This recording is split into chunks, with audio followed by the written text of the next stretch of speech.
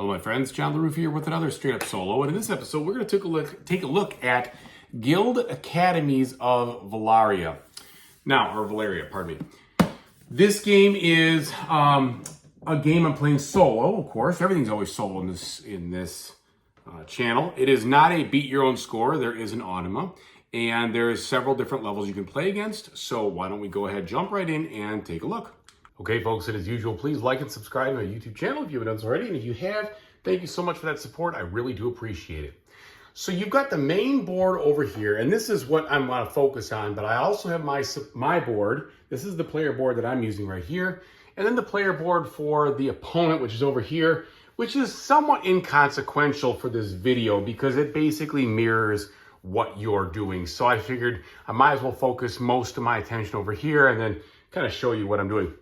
Now, this is what the game looks like starting at the very last round. So this is round 4, all right? And as you can tell, the opponent has a sizable lead on me. So I need to do some really good catching up here if I can to make that happen. And well, how do I do that? Well, you score points in this game in a variety of ways, but the main ways are by sending your students over here to these different academies to learn, and when they do, they get some points, they get some money, they might get some magic, and they also will improve in their learnings until they go past 6. When they go past 6, you make them a 1, you put them down here, and then you're going to send them off on their lifelong quest where they fulfill your wildest dreams in Euro goodness, turning X into Y. All right, so that is one way you score points, and the other way is when you go ahead and put these people on these quests, they can score a lot of points that way.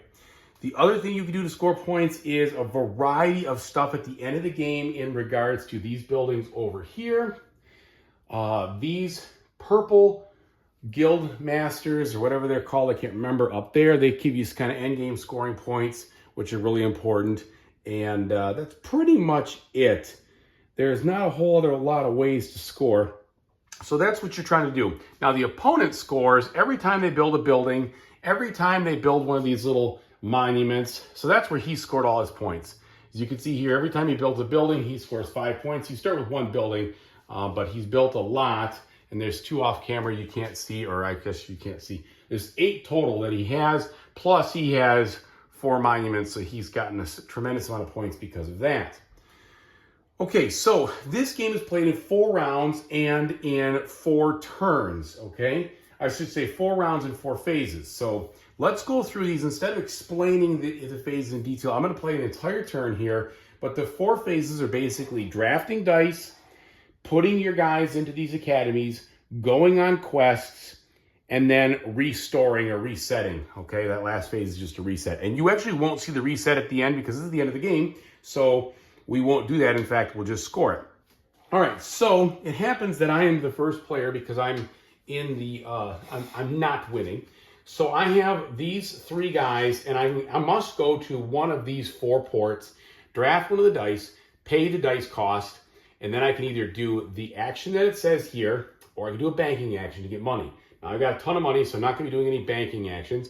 But the way the banking action works is you would get 8 coins minus the value of the die you pick. So the lower the die, the more coins you get. And the way that the other action goes is that you are going to pay X amount, where X equals the value of the die, and then do whatever the action is. In this case, take one of these gray buildings over here, move one of your banners to a different spot, or move a banner out of the board, plus take one of these bonus tiles. Over here, take one of these scholars, which you'll need to actually teach in your academies, plus get 2 skill points or learning points, whatever they're called, and you're going to use those to immediately increase the dice you have. I forgot to return these guys from the previous phase. And then finally over here, you would take a green building, okay? So starting off, what do I got going on? Well, you can see I got a ton of scholars because I'm going to score at least 6 points based on that at the very end. And so the wilds also would score. So if I can, I'm going to take another one of these guys here. Now, what die do I want? Well, I want to see if I can pull off this one right here, which should give me 7 points. That means I have to draft 3 gray dice in this round in order to do so. And that means that I would have to get fairly, well, I will be able to do that based on the knowledge of what I've got over here. And that's probably the way I'm going to go, because I want these 7 points. I've got a long way to catch. So I'm going to do that right now. I'm going to take this 5, put the 5 over here. I have to spend 5 coins. So let's go ahead and do that. Then I get 2 knowledge, which I'll immediately pump right into this gray guy. So he's going to go 6 and a 1. So he's ready.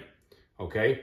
And then I'm going to take one of these guys. And in this case, I'm going to take an orange because I'm getting extra points for each orange I have. So I'm going to put him way over there. Okay. So we just slide them down. Take another one out of the bag.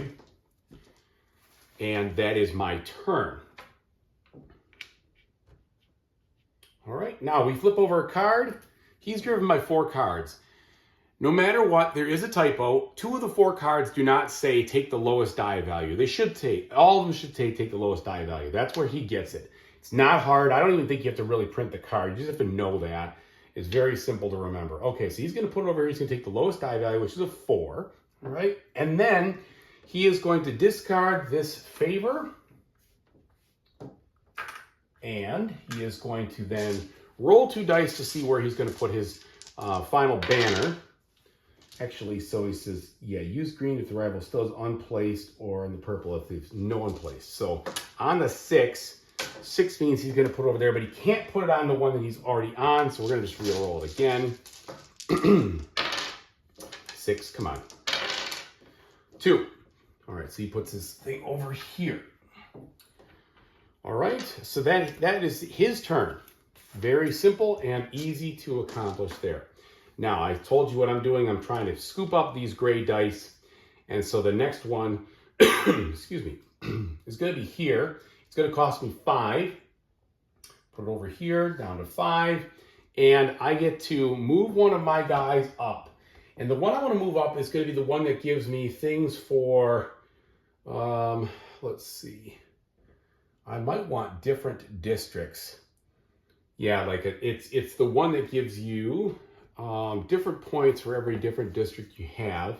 And I think that is the Minister of Different, that's the largest group of adjacent, all the same. So I want the opposite one. I want the largest group, the Minister of, well, that diversity one, yeah.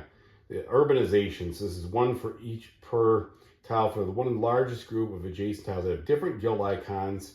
Yes, so I want to move my guy from here to here. And then I get to choose one of these. And given my situation, the best thing I think to do would be to take this guy and get a 4. That'll cost me 2. Actually,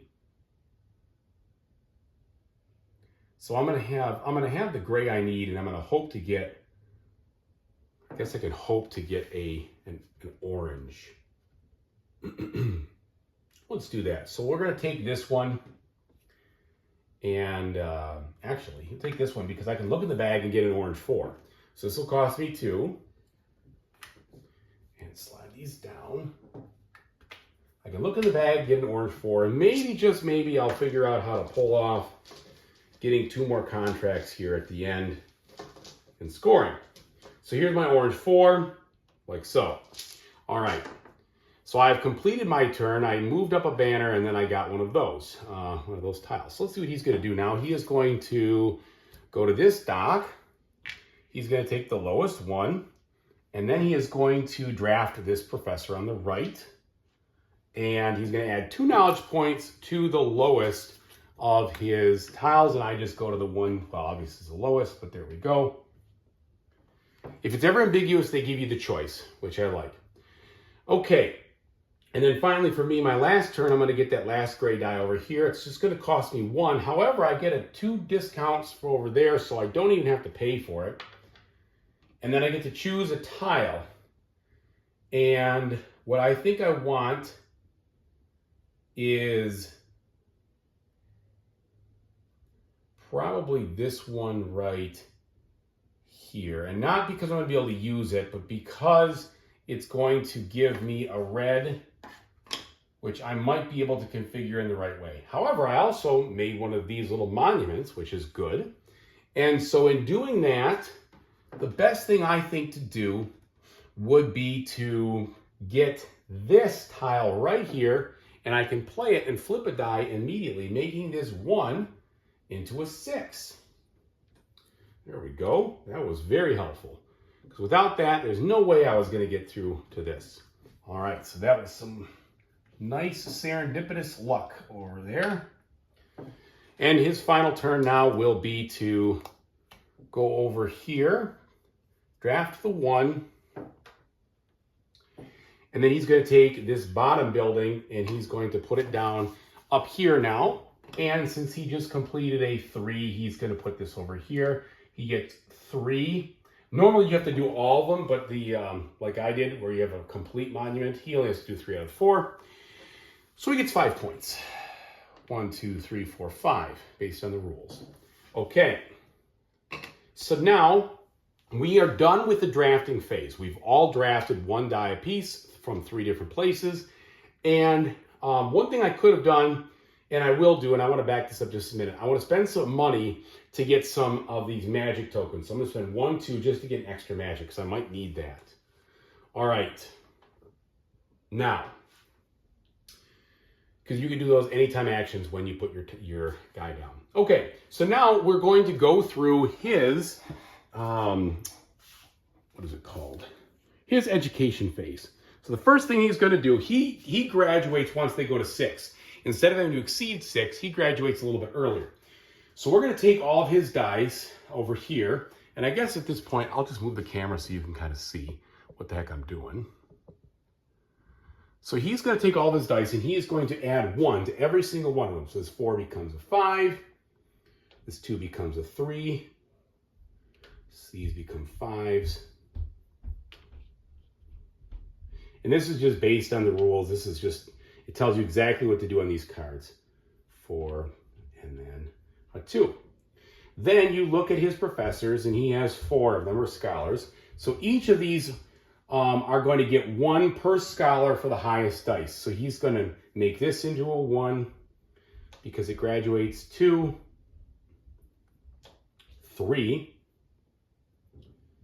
and then this would become a 5. So it doesn't go anywhere, and so they would remain here.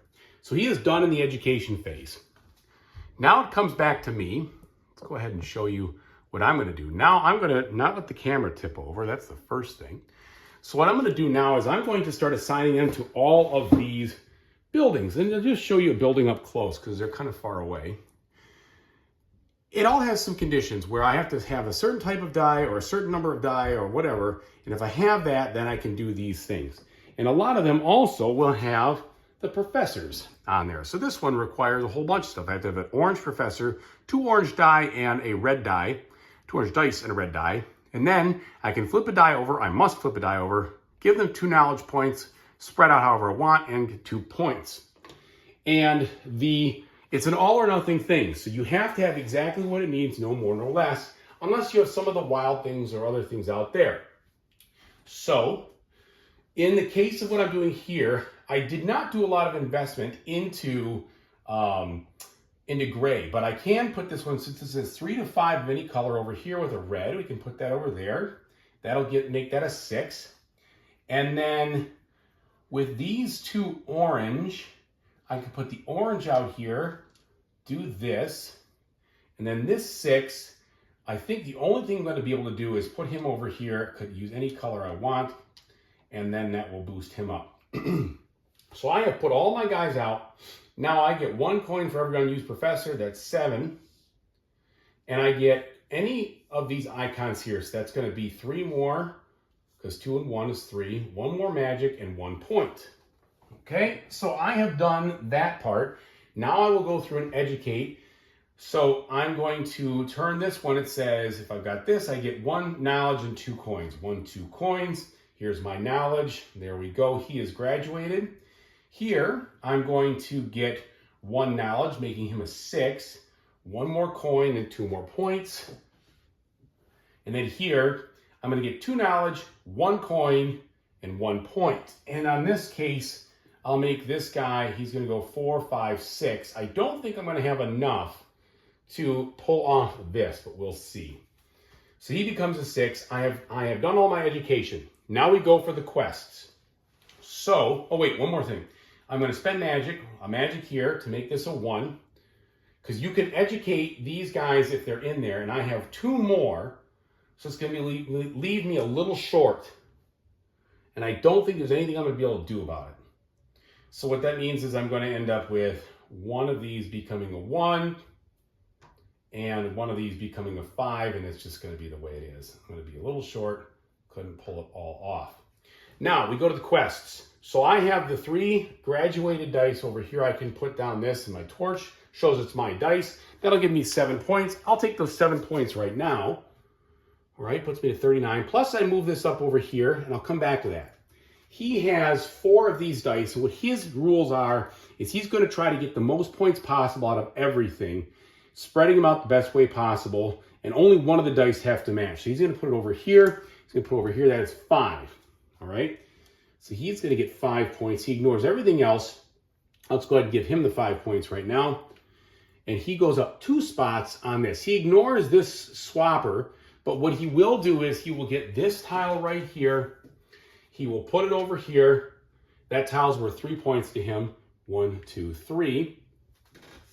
And then he is going to move one of his guys up to the top, and we're going to roll these 2 to see where he's going to go. He's going to go to the 4, 5 spot, which is going to be, I'm sorry, the 9 spot, which is where I am, which is good. So he does this. I actually get a point for him jumping on my spot there. So that's a little bit nice. And then I have my swap. Now, the reason I was going to come back to it is I'm going to take these things and I'm going to move some of them around in order to get the most points possible. The monuments stay the same, but I can move this to this. All right, and what you can trust me on here, I don't know where it was, it doesn't matter.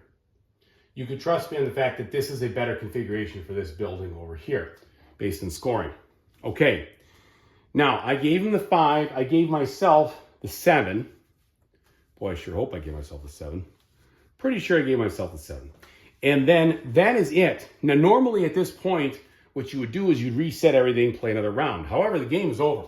So you're going to see the scoring now. And this will tell, I mean, at this point, you'll have seen everything that the game has to offer in regards to how things work. So we score him by doing this. So he's going to get 10 points for every purple he has, and then 10 points for every guy he has in the top over there. So that's going to be 30 more points because he has 2 purple buildings and 1 purple up there. He's going to get 30 more points.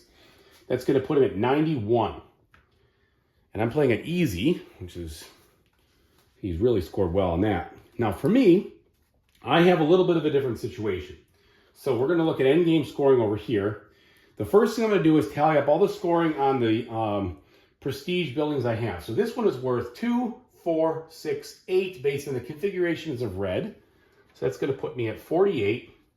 And this one is worth 1 point for every one of these orange guys that I have, and 1 point for, a half a point for every total other one that I have. And I think they don't double count. Let me just take a quick look. I don't believe they double count the whole thing.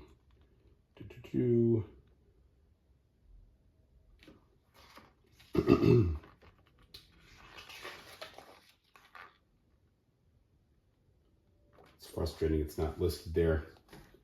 I'm going to guess it doesn't double count it though. I could be wrong. All right.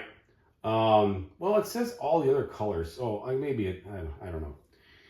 Does it even show here? I'm not going to waste your time. Okay, so I'm going to double count it. I'm losing anyway. 1, 2, 3, 4, 5, 6, 7, 8, 9. So that's cut in half. 9 and a half is 4 and a half, rounded down is 4. Plus 1, oh wait, 1, 2, 3, 4, 5, 6, 7, 8, 9, 10. So 5 plus 1, 2. So that'll be 7 for that building, okay? So it puts me up to 55. Then I'm going to score for these conditions that I have fulfilled up here. This will be 3 points for every triple I have, so that's 3, and then the 3 red is 6, and then the orange plus the wild will be 9, so that should be 9 points right there. And I believe the wild does score for him. I can look that up because that's quick. Yeah, the wild scores for him. Okay, and then what else? So we scored for those, score for the prestige, and then the guild tiles for matching icon and top tile of the academy, professor position. Yeah, I think that's pretty much it. Yeah, I did. Well, I got to score this. So this is the difference in my biggest difference with different things. This will be 1, 2, 3. How does that work? I don't think it's going to be more than 3, which is really unfortunate. They have to be all different. Having different ones at the top. If a tile has 2, you only need to have 1. So this is really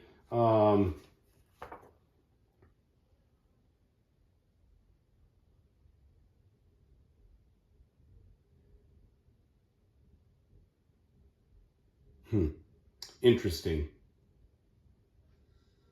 So it just means they all have to be different. They just can't be the same exact. So that means I would get 1, 2, 3, 4, 5, 6, like that. So 6 points there. Okay, so that puts me at 70. So he beat me 91 to 70. There we go. There we have it. You've seen the whole thing. Now let me tell you what I think about it. Okay, so there you have it. There is the game solo. It is a breeze to play Guild Academies of Valeria solo. Very simple to follow the rules, which I like. It's also not a breeze to win the game. I have yet to win. I've tried a couple of times, and I feel like I'm learning how to play more efficiently, but I've still got a ways to go. I still got to figure it out. You know, having that abundance of coins is probably a miss. I probably should be buying some more of those bonus tiles.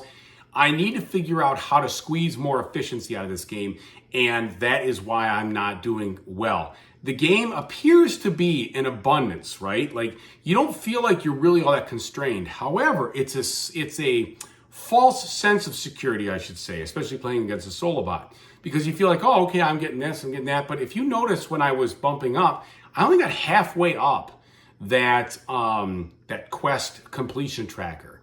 I mean, that means that I have a lot further that I could be able to go. 4 more quests, if you will. I think it's 4 more. It's 3 more. I could have done 3 more to max that out. I don't know how I would have... I almost pulled off 1 more, right? But that just tells me that I have so much I can try to figure out more in this to be more efficient and more effective. And that's what I think is really fun about the game. It doesn't have a frustration. There are times when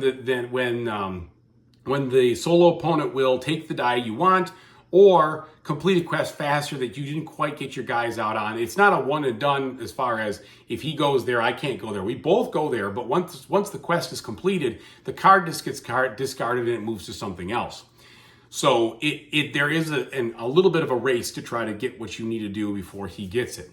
Overall, it's a very enjoyable Euro that I like. Does it do anything like ridiculously new? No, not really. It packages up some classic things that I think people are going to like who like Euro games.